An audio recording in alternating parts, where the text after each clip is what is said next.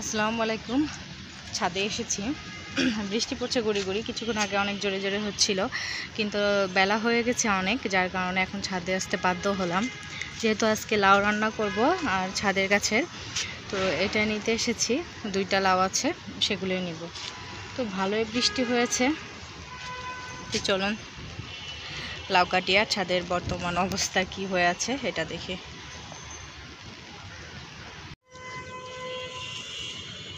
বৃষ্টি মোটামুটি ভালোই হয়েছে। তো এখন কিন্তু লাউ, বিশেষ করে লাউ অনেক দ্রুত বাড়ে। আলিপ এসেছ অত বড় পলিথিন নিয়ে? তো ফোন দিয়ে বলেছিলাম আলিপকে পলিথিন নিয়ে আসতে, কারণ পরাগায়ন আছে আজকে। বিসমিল্লাহির রহমানির রহিম। ওটা যদি এখন না বেঁধে দেই আমি, তাহলে কিন্তু বৃষ্টির পানিতে ধুয়ে যাবে। আর আলহামদুলিল্লাহ লাউটা একদম খাওয়ার উপযুক্ত হয়ে গেছে। আর বৃষ্টি পড়লে কিন্তু, হ্যাঁ আম গাছ, বৃষ্টি পড়লে কিন্তু লাউ অনেক দ্রুত বাড়ে। আরও কিছু সবজি বাড়ে, যেহেতু এখন আমি লাউ কাটছি, এজন্য লাউয়ের প্রসঙ্গটাই উল্লেখ করলাম। তো ওই যে আর একটা লাউ, জাওয়ালি। তো এই যে এটা একটু বেঁকা, তো 2টাই খাওয়ার উপযুক্ত হয়ে গেছে। আর 2টা একদিনেই পরাগায়ন করেছিলাম। বিসমিল্লাহির রহমানির রহিম। রাখো রাখো। তো আলহামদুলিল্লাহ এই যে 2টা লাউ দিয়ে কিন্তু একটা লাউ একবার হবে না, আবার 2টা লাউ কিন্তু বেশি হয়ে যায়। তো দেখা যায় বাসায় যাই, তারপরে সিদ্ধান্ত নিব কি করব। ঢুকাবো না আব্বা, লাউ ফুল ঢুকাবো। বেরো, পানির ভিতর থেকে বেরো, মাথার নিচে থেকে। ছাতার নিচে যাও, ছাতার নিচে যাও।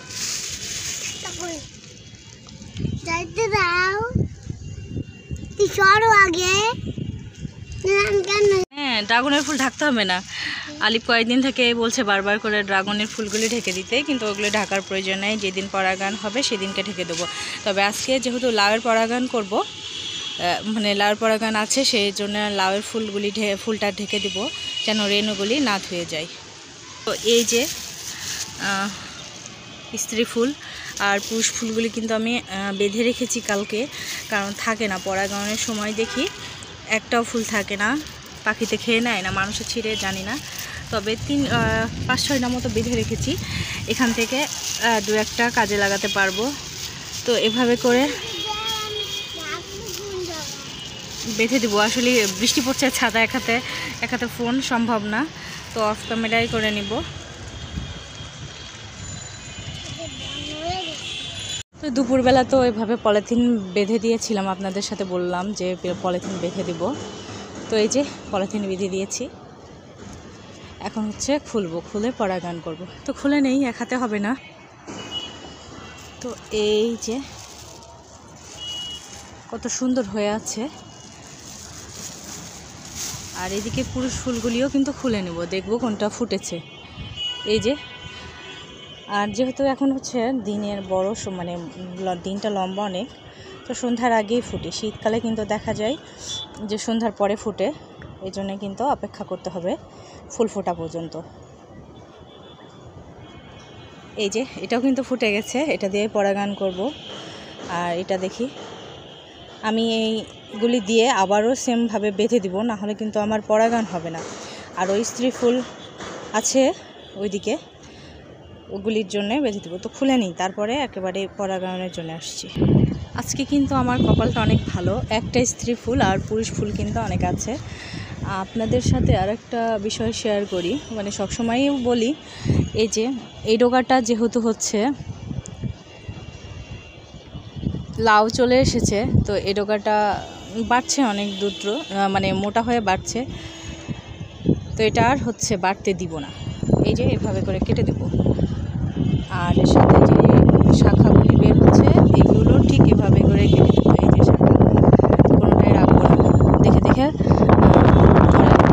আবার কেটে দেবো। প্রচুর পরিমাণে বাতাস এসেছে, আকাশে আবার মেঘ করেছে, কালো হয়ে মেঘ এসেছে। তো পরাগায়নের নিয়ম তো সবাই জানেন, পুরুষ ফুলটা ছিঁড়ে ওর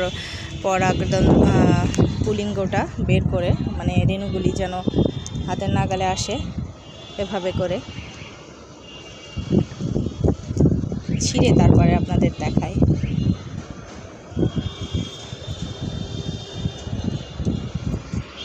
এই যে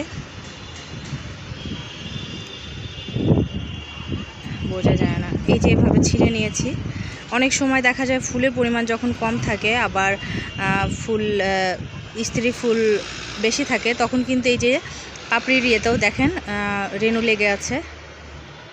তো এগুলিও দিয়েও কিন্তু পরাগায়ন করা যায়। যেহেতু আজকে আমার আছে অনেকগুলি, তো আমি এটা করব না, যখন না থাকে তখন কিন্তু করি। আবারও কিন্তু আমি পলিথিন দিয়ে বেঁধে দেব, এটা আপনাদের সাথে আবারও শেয়ার করলাম, বলে দিলাম আপনারাও করবেন বর্ষার দিনে, তাহলে যেন রেণুগুলি না ধুয়ে যাবে না তাহলে। আর যদি না ঢেকে দেন, এখন যদি বৃষ্টি হয় পরাগায়ন করার পরে, তাহলেও কিন্তু হবে না। তো আমি এটা দিয়েও করে নিব। আর হ্যাঁ, এই যে এরকম যেগুলি রাখবেন না সেগুলি কিন্তু ছিঁড়ে ফেলবেন। 2 দিন বেঁচে থাকলে 2 দিনই তো হচ্ছে খাবার খাবে। তো পলিথিন দিয়ে বাঁধা আর দেখালাম না, আজকের মতো এ পর্যন্তই। দেখা হবে আবার নতুন অন্য কোনো ভিডিও নিয়ে।